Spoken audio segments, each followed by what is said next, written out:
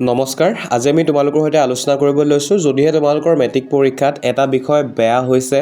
নাইবা যদি তোমালোকৰ ইংৰাজী পৰীক্ষাটো বেয়া হৈছে তেনেহ'লে তোমালোকে কি কৰাটো উচিত হ'ব তোমালোকক পাছ কৰাই দিব নে কিবা মাৰ্কছ দিব নেকি এক্সট্ৰাকৈ তাৰ ওপৰত আলোচনা কৰিম লগতে যিসকলে ভাবিছা যে মই মাৰ্কছ কৰি থৈ আহিছোঁ পাছ কৰা মাৰ্কৰ ওপৰত কিন্তু মই পাছ কৰিম নে নকৰিম মোৰ কনফিউজ হৈ আছোঁ বা মোৰ ডাউট আছে গতিকে এই সকলোখিনি প্ৰশ্ন উত্তৰ তোমালোকৰ সৈতে আলোচনা কৰিম আৰু লগতে যিসকলে লেটাৰ পাম বুলি ভাবিছিলা কিন্তু কিবা কাৰণত তোমালোকে হয়তো ভাবিছা যে মই লেটাৰ নেপাম চাগে বা হয়তো ভুল হ'ব পাৰে গতিকে কিবা এক্সট্ৰাকৈ মাৰ্কছ দিব নেকি চ' সকলোখিনি প্ৰশ্ন উত্তৰ তোমালোকে এই ভিডিঅ'টোত পাবৰ কাৰণে সক্ষম হ'বা আৰু উত্তৰ দিয়াৰ পূৰ্বে নিশ্চয় তোমালোকে চেনেলটো ছাবস্ক্ৰাইব কৰি ল'বা কাৰণ এই চেনেলত তোমালোকে এনেধৰণৰ সহায় হোৱা ভিডিঅ' পাই থাকিবা ভৱিষ্যতেও গতিকে নিশ্চয় ছাবস্ক্ৰাইব কৰি লোৱা আৰু আমাৰ ইউটিউব চেনেলটো আচলতে 1 লাখ ছাবস্ক্ৰাইবাৰ অতি ওচৰতে আছে মাত্ৰ 3400টা ছাবস্ক্ৰাইবাৰ প্ৰয়োজন আছে 1 লাখৰ কাৰণে গতিকে নিশ্চয় এবাৰ ছাবস্ক্ৰাইব তোমালোকে কৰি দিবা ঠিক আছে আৰু ভিডিঅ'টোৰ পৰা উপকৃত হ'লে নিশ্চয় এটা লাইক কৰি দিবা কাৰণ এই ভিডিঅ'টো তোমালোকৰ কাৰণে স্পেচিয়েলি বনোৱা হৈছে পোনপ্ৰথমতে ছাত্ৰ ছাত্ৰীসকল মনত ৰাখিবা তোমালোকৰ যদি 6টা ছাবজেক্টৰ ভিতৰত এটা ছাবজেক্ট যিয়ে নহওক লাগিলে ইংৰাজীয়ে হওক অসমীয়াই হওক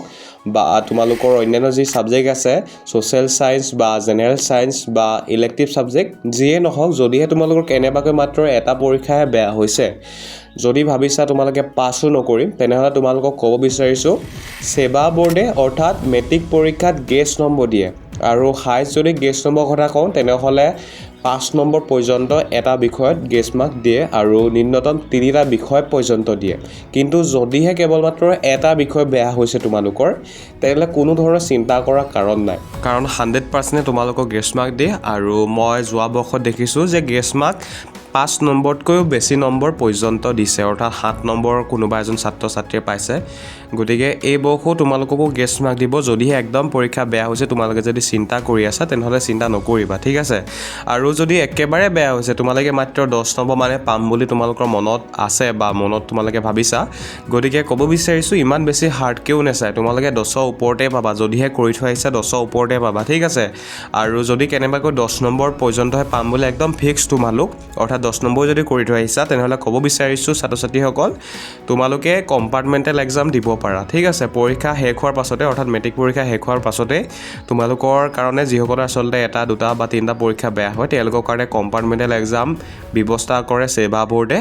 আৰু সেই মেট্ৰিক পৰীক্ষাৰ পাছতে এই পৰীক্ষাটোহে অনুষ্ঠিত হয় কম্পাৰ্টমেণ্টেল এক্সাম ৰিজাল্ট দিয়াৰ পাছত গতিকে তোমালোকে কম্পাৰ্টমেণ্টেল এক্সাম দি পিনিও মেট্ৰিক পৰীক্ষাত উত্তীৰ্ণ হ'ব পাৰা যোৱা বৰ্ষ অনুষ্ঠিত কৰিছে গতিকে এই বৰ্ষ অনুষ্ঠিত কৰিবা আৰু এইটো পৰীক্ষা কম্পাৰ্টমেণ্টেল এক্সাম সদায় অনুষ্ঠিত কৰিয়ে থাকিব গতিকে তোমালোকে নিশ্চিন্ত থাকা যদিহে তোমালোকৰ আজি পৰীক্ষাটো ইমান বেছি ভাল হোৱা নাই তোমালোকে যদি চিন্তাত আছা চিন্তা কৰি নাথাকিবা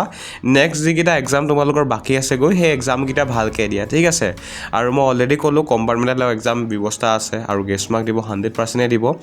আৰু যিসকলে আচলতে ভাবিছা যে মই লেটাৰ মাৰ্কছ কৰিছোঁ বাট লেটাৰ পাম নে নাপাম মোৰ ডাউট আছে বা মই 70 কৰিছোঁ 60 কৰিছোঁ তো 60 70 পাম নে নাপাম ডাউট আছে যদিহে তোমালোকে নোৱাৰা প্ৰশ্নটো বনাই লিখি থৈ আহিছা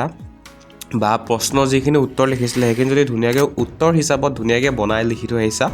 তেনেহ'লে তোমালোকে 100% মাৰ্কছ পাবা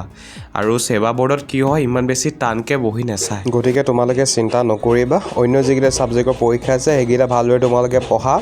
আৰু সেইকেইটা তোমালোকে নিজৰ ফালৰ পৰা সম্পূৰ্ণ বিশ্বাসেৰে পঢ়ি পিনি ভালকৈ পৰীক্ষাটো দি পিনি উত্তীৰ্ণ হোৱা আৰু দেখিছা তোমালোকে এয়া হৈছে মন্দিৰত মই তোমালোকৰ কাৰণে আশীৰ্বাদো বিচাৰিছোঁ গতিকে তোমালোকৰ পৰীক্ষা ভাল হ'ব তোমালোকে চিন্তা নকৰিবা ঠিক আছে গতিকে আজি আমাৰ এই ভিডিঅ'টো ইমানতে সমাপ্ত কৰিছোঁ ভিডিঅ'টো চোৱাৰ কাৰণে তোমালোকক ধন্যবাদ জয় অসম জয় জুবিন দা